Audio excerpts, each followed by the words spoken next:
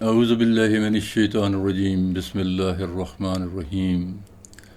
رب اشرح لی صدری ویسر لی امری واحلل عقدۃ من لسانی یفقہوا قولی۔ فنون لطیفہ کا ایک کمال یہ بھی ہے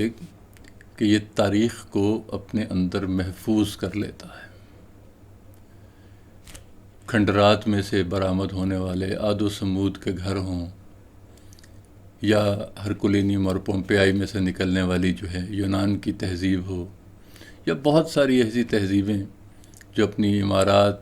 اور اپنی فن پاروں کی بنیاد پر تعین کرتی ہیں کہ اس زمانے کا رہن سہن اور اس زمانے کی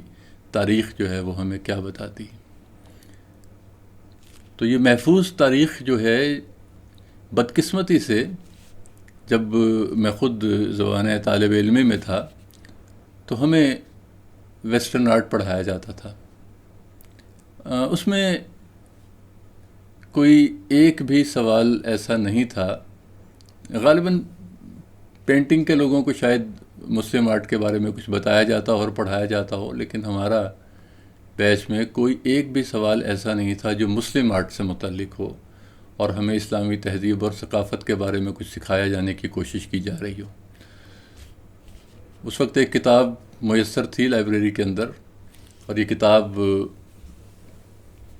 میں سے ہم تیاری کیا کرتے تھے۔ میں نے بہت مہنگی کتاب تھی، خریدی، محفوظ کی۔ آرٹ تھرو دی ایجز کسی تعارف کی محتاج نہیں ہے، اور دنیا کی پائے کی کتابوں میں اس کا شمار ہوتا ہے۔ یہ اس کا 12واں ایڈیشن تھا اس وقت جو میں نے خریدا۔ بڑی مشکل سے، بہت مہنگی کتاب ملتی ہے، آج بھی ملتی ہے۔ اس کے اندر ایک پینٹنگ ایسی تھی جس نے اس وقت میری روح کو ہلا کے رکھ دیا۔ میں نے بار بار بعد میں اپنے دوستوں کے ساتھ، اپنے طلباء کے ساتھ، مختلف لیکچرز میں، مختلف کانفرنسز میں اس پینٹنگ کا بڑا تفصیلی ذکر کیا ہے، لیکن آج کی وبائی صورتحال کے اندر اور آج جو ہمیں پر پوری دنیا کو جس صورتحال کا سامنا ہے، اس کے اندر میں رک نہیں سکا کہ اس پینٹنگ کو آپ لوگوں تک جو ہے وہ اس کی تفصیلات کو پہنچا جائے۔ ہمیں دیکھنا ہے کہ اس وبا کے اندر قوم رسول ہاشمی کا کردار کیا ہوتا تھا اور کیا ہونا چاہیے، ہمارے مساجد، ہمارے مدارس کا کردار کیا ہوتا تھا اور کیا ہونا چاہیے۔ تو میں بغیر کسی دیر کیے ہوئے آپ کو اس کتاب کے جو ہے وہ صفحہ نمبر 825 پہ لیے چلا جاتا ہوں۔ یہ 825 نمبر صفحہ کے اوپر آپ دیکھ سکتے ہیں، ابھی کچھ دیر میں میری بیک گراؤنڈ پہ ایک تصویر آئے گی۔ ایک فرانس کی بہت مشہور آرٹ گیلری ہے دنیا میں، جس میں مشہور فن پارہ مونالیزا بھی لگا ہوا ہے۔ انگریزی میں اس کو لوف یا فرانسیسی میں اس کو لوور آرٹ گیلری کہتے ہیں، اور بھی اس کے کچھ 40-50 سے زائد پروننسیشنز ہیں۔ بہرحال یہ دنیا کی بہت بڑی آرٹ گیلریز میں سے ایک آرٹ گیلری ہے، جہاں شاہکار اور دنیا کے قیمتی ترین فن پارے رکھے گئے ہیں۔ وہاں پر ایک یہ فن پارہ جو نپولین کے حکم پر اس وقت کے ایک مشہور پینٹر گراس نے تخلیق کیا تھا، اس کے اوپر آج ہم بات کریں گے۔ آپ دیکھ رہے ہیں کہ اس تصویر کے اندر آپ کو نپولین بوناپارٹ ایک ایسی جگہ پر نظر آئے گا جہاں وبا جس علاقے میں پھیلی ہوئی ہے، اور اس کے اپنے سپاہی جو ہیں وہ اس وبا کا شکار ہو چکے ہیں۔ میں اس کی تھوڑی سی تاریخ بھی آپ کو بتا دوں کہ یہ جو اس کتاب میں لکھا ہے 1799 کی بات ہے۔ 1799 میں نپولین نے اس جگہ کا وزٹ کیا، جبکہ تصویر جو ہے وہ اس کا بنانے کی جو سال ہے وہ 1804 ہے۔ تو اس کا ہمیں بیک گراؤنڈ دیکھنا پڑے گا کہ یہ کیا تصویر تھی اور کیوں بنوائی گئی۔ دراصل نپولین انقلاب فرانس کے بعد اس وقت کا بڑا مشہور بادشاہ اور اس وقت کا بڑا مشہور کمانڈر اور جنگجو یہ مسلم علاقوں تک جو ہے اپنی مہمات میں مصروف تھا، اور اس کے دوران مارچ میں یہ وبا پھیلی ہے، اور اس وبا کے پھیلنے کے بعد جب نپولین اس جگہ کا وزٹ کیا تو جیسا کہ آپ اس تصویر میں دیکھ سکتے ہیں کہ یہ نپولین ہے، اس کے حکم کے مطابق جو یہ تصویر بنائی گئی اس میں نپولین نے اپنے آپ کو ایک لیجنڈری، ایک بہت جس کو کہتے ہیں ماورائی، اور ایک متھ تھی ایک بادشاہ کی کہ جو ٹچ کرتا تھا اور اس سے لوگوں کو شفا ہوتی تھی، تو وہ اس نے اپنا کردار پیش کیا ہے۔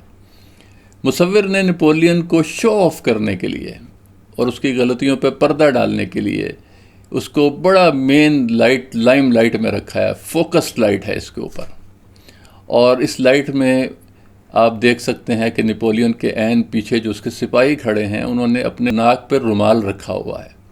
اور نپولین نے اپنے ناک پر رومال نہیں رکھا ہوا، جس کی وجہ جو ہے اس تصویر میں بتانا یہ مقصود تھا کہ وہ بہت بہادر تھا، اور وہ ایک اپنے سپاہی کے جسم کو چھو رہا ہے جیسے اس کی ہیلنگ پاور جو ہے اس سپاہی کو شفا دے گی، اپنے آپ کو ایک بہت عظیم ہستی کے روپ میں وہ پیش کرنا چاہتا تھا۔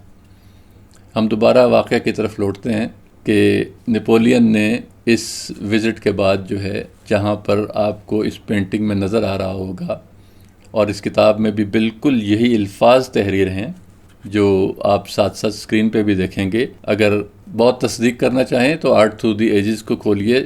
12ویں ایڈیشن کے صفحہ 825 کے اوپر آپ یہ پورا پیراگراف پڑھ سکتے ہیں۔ نپولین نے جس جگہ کا وزٹ کیا ہے اب آپ اس کو غور سے دیکھیے، یہ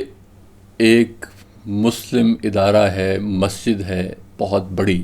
آرٹسٹ جو ہے وہ اس کو تخلیق کرتے وقت، جیسا کہ آپ جانتے ہیں کہ وہ آرٹسٹ اپنے اظہار کے ساتھ ساتھ معاشرے کی عکاسی بھی کر رہا ہوتا ہے، تو وہ نہیں چھپا سکا ان چیزوں کو۔ آپ کو اس میں مسلم آرکیٹیکچر کا منظر، مسجد کا منظر، مسجد کے پیچھے ایک مینار، مسجد کی محرابیں، محرابوں کے اوپر مسلم آرکیٹیکچر بڑا واضح طور پر نظر آئے گا۔ اور سب سے اہم بات کہ اس دور میں نپولین کی وبا سے متاثر فوجیوں کی جو لوگ خدمت میں مصروف ہیں، وہ اس مسجد میں موجود طبیب یا ڈاکٹرز آپ ان کو کہہ لیجئے یا سائنسدان کہہ لیجئے، یہ ہم دائیں طرف ایک ڈاکٹر کو دیکھتے ہیں جو بے نیاز ہے اس بات سے کہ اس کے منہ پہ رومال ہے یا نہیں، وہ ان مریضوں کی دیکھ بھال کر رہا ہے، چھو رہا ہے، دوائی دے رہا ہے، اور بالکل اپنے جذبہ ایمانی اور خدا پر پورا یقین ہونے کی وجہ سے وہ اپنی موت سے بالکل بے خوف و خطر ہے۔ بائیں طرف آپ دیکھیے جہاں پر مسلمان کچھ موجود تھے، وہاں ان مسلمان مریضوں کو اس نے اندھیرے میں رکھا ہے، جبکہ اپنے لوگوں کو اس نے بہت جس کو کہتے ہیں فوکسڈ لائٹ میں رکھا ہے۔ یہ سب کچھ کرنے کی کوشش کے باوجود مصور جو ہے وہ مسلمانوں کی اس عظمت رفتہ کو نہیں چھپا سکا۔ یہ مسجد جو اس وقت بیک وقت علم کا گہوارہ ہوگی، تہذیب کا گہوارہ ہوگی، انسانیت کا علم برداری کا پورا جھنڈا گاڑے ہوئے ہے کہ بغیر رنگ نسل مذہب کے مسلمان ڈاکٹرز کس طرح سے اپنی خدمات سر انجام دے رہے ہیں، اپنی جان کی پرواہ کیے بغیر، اپنی قوت ایمانی سے کی بدولت۔ اور آپ ان کے کپڑے دیکھیے، ان کا یہ سطر، ان کے یہ کپڑے، ان کا یہ سب کچھ، ان کو منہ پہ ماسک لگانے کی کوئی ضرورت نہیں تھی، نہ ہی رومال رکھنے کی ضرورت تھی۔ یہ باوضو لوگ تھے، ہر وقت باوضو رہتے تھے، دل میں قوت ایمانی تھی، ان کو کسی طریقے سے کوئی بھی فرق نہیں پڑتا تھا اس بات کا کہ کب موت ان کو آ لے گی، ہر لمحہ ان کا انسانیت کی خدمت میں تھا۔ یہی وجہ تھی کہ یہ لوگ 1200 سال امت مسلمہ ایک واحد سپر پاور کے طور پر دنیا پہ رہی۔ کیا بخارا اور سمرقند سے لے کے کیا اسپین تک، ہنگری تک حکومت تھی مسلمانوں کی، آج تک ان کو 1200 برس میں کوئی چیلنج نہیں کر سکا۔ یہ تصویر آپ غور سے دیکھیے تو پورے جذبے کے ساتھ اپنی قوت ایمانی کو جگا کر اس تصویر کا مشاہدہ کیجیے۔ آپ کو اس میں لازوال داستان نظر آئے گی کہ ہر علم اور ہر فن کا گہوارہ جو تھا وہ مسجد، یہ مدرسہ، یہ مسجد، یہی ہماری شان تھی، یہی ہمارا ہسپتال تھا، یہی ہمارا کمیونٹی سینٹر تھا، یہیں سے ہمارے سائنسدان پیدا ہوتے تھے، یہاں سے ہمارے ماہر فلکیات پیدا ہوتے تھے، یہاں سے ہمارے ریاضی دان پیدا ہوتے تھے۔ کون سا شعبہ تھا، کون سا شعبہ زندگی کا ایسا تھا کہ جو انسانیت کی خدمت کے لیے وہ علوم نافع جن کا دین نے حکم فرمایا ہے وہ ہمارے پاس نہیں تھے، اور اس سے ہم انسانیت کی خدمت نہیں کر رہے تھے۔ لیکن یہ سب کچھ اس لیے مؤثر تھا، سب کچھ اس لیے مؤثر تھا کیونکہ ہر چیز جو ہے وہ دین کے تابع تھی۔ پہلے یہ مسلمان تھے، انہوں نے نبی اکرم حضرت محمد صلی اللہ علیہ وسلم سے، ان کی سیرت طیبہ سے اور قرآنی احکامات سے اپنی خدمات کو وقف کر دیا تھا انسانیت کی بھلائیوں کے لیے۔ 1200 سال کے بعد کیا ہوا؟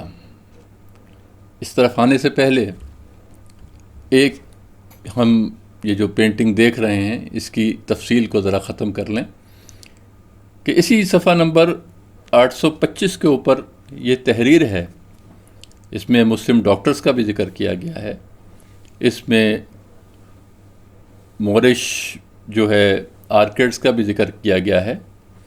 اس میں مسجد کے کورٹ یارڈ کا بھی ذکر کیا گیا ہے، اس میں مسلم ڈاکٹرز لفظ لکھا ہوا ہے، اس میں مسلمز کی پلیسمنٹ کہاں ہوئی ہے، کس جگہ پہ وہ کھڑے ہیں اس کا بھی ذکر ہے، اور اس میں یہ بھی لکھا گیا ہے کہ جب نپولین کو یہ پتہ چلا اس وزٹ کے بعد، یہاں پر آنے کے بعد، کہ یہ وبا زدہ فوجی اس کو ترکوں کے پاس بھجوانا پڑیں گے قاہرہ میں اور وہاں ان کا علاج ہوگا، تو اس کی وحشی انانیت نے یہ اجازت نہیں دی کہ وہ اپنے ہی فوجیوں کا علاج مسلمانوں کے ہاتھوں کروائے، اور اس وحشی بربریت نے جو اس کے اندر تھی اس نے کیا کام کروایا؟ اس نے اپنے تمام فوجیوں کو زہر دے دیا۔ لیکن مسلمان ڈاکٹرز کی موجودگی کی وجہ سے کچھ لوگ ان میں سے بچ گئے، جنہوں نے بعد میں یہ داستان جو ہے وہ سنائی، اور ان کی داستان جب منظر عام پر آئی تو نپولین کے اوپر بہت تنقید شروع ہوئی۔ تو 1804 میں اس کو یہ خیال آیا کہ میرے پر جو تنقید ہو رہی ہے میں اس کو کسی طرح سے دھوں، تو اس نے یہ اپنے اوپر سے تنقید کو رفع کرنے کے لیے، یہ پروپیگنڈا کرنے کے لیے یہ تصویر بنوائی، لیکن وہ تصویر بجائے اس کے کہ نپولین کی حمایت میں، نپولین کا دل، لوگوں کا دل جو ہے نپولین کی طرف سے صاف کرتی، وہ مسلمانوں کی پوری عظمت رفتہ بیان کر گئی، وہ ہمارے مدارس کی عظمت بیان کر گئی، وہ ہمارے علماء کی عظمت بیان کر گئی، وہ ہمارے ڈاکٹرز کی عظمت بیان کر گئی، وہ ہمارے علوم کی عظمت بیان کر گئی، وہ انسانیت پر ہماری برتری کی پوری عظمت کی داستان رقم کر گئی۔ آج بھی یہ پینٹنگ فرانس کی اسی آرٹ گیلری میں آویزاں ہے، آج بھی اس کی تصاویر آپ کو انٹرنیٹ پر ہر جگہ ملے گی۔ اگر آپ نپولین کو سرچ کریں امیجز کے اندر کہ جفا میں اس نے اس وبا والی جگہ کا دورہ کیا تھا، تو آپ کو اس کی پوری تفصیلات جو ہیں وہ اس پہ بھی مل جائیں گی، اور آپ اس کی احسان فراموشی دیکھیے کہ مارچ میں وہ اپنا علاج کروا رہا ہے، پھر اس کی بربریت دیکھیے کہ وہ اپنے سپاہیوں کو زہر دے کے مار دیتا ہے، اور اس کے بعد اس کی بربریت دیکھیے اور احسان فراموشی کہ ٹھیک اسی سال 1799 میں 3 ماہ بھی نہیں گزرتے مصر میں 8000 مسلمانوں کا یہ خون بہاتا ہے۔ یہ ہے مغربی تہذیب کی بربریت کی داستان، اور یہ ہے مسلمانوں کے لازوال قربانیوں اور خدمت کی داستان۔ ناظرین، آج ہمارے مدارس کے ساتھ کیا چل رہا ہے، آج ہماری مساجد کو کیا روپ دیا جا رہا ہے، یونیورسٹیز کے اندر کیا پڑھایا جا رہا ہے، جب اس کو دیکھتے ہیں دل کڑتا ہے۔ کسی سے بات کیجئے تو وہ کہتا ہے جی زمانہ ہی ایسا آ گیا، اور وہ زمانے کو برا کہتا ہے۔ اللہ اکبر۔ صحیح مسلم اور صحیح بخاری میں احادیث موجود ہیں، حدیث قدسی ہے کہ زمانے کو برا مت کہو یا زمانے کو گالی مت دو، کیونکہ اللہ تعالیٰ فرما رہے ہیں کہ زمانہ میں خود ہوں، میں ہی ہوں جو دن کو رات میں بدلتا ہوں اور رات کو دن میں بدلتا ہوں۔ زبانے میں کوئی برائی نہیں، غلطی ہماری ہے۔ آج بھی ہم جس راہ پر گامزن ہیں، اندھی تقلید کی روش، ہر چیز صرف 300 سال کی ان کی، میں تو بالادستی نہیں مانتا، لیکن وہ غلام ذہن جو یورپ کو اپنا سب کچھ سمجھ بیٹھے ہیں اور ان کے علوم اور فنون پر انحصار کر رہے ہیں اور ان کی دی گئی ہوئی ٹیکنالوجی پر انحصار کر رہے ہیں، جبکہ وہ خود اس وقت ہر طرف سے شکست خوردہ ہیں۔ جاگ جاؤ اے میری ملت کے لوگو، اے امت قوم رسول ہاشمی صلی اللہ علیہ وسلم، جاگو، اپنی عظمت رفتہ کی طرف جاگو۔ اقبال نے کیا خوب کہا ہے کہ اپنی ملت پر قیاس اقوام مغرب سے نہ کر، اپنی ملت پر قیاس اقوام مغرب سے نہ کر، خاص ہے ترکیب میں قوم رسول ہاشمی، وما علینا الا البلاغ۔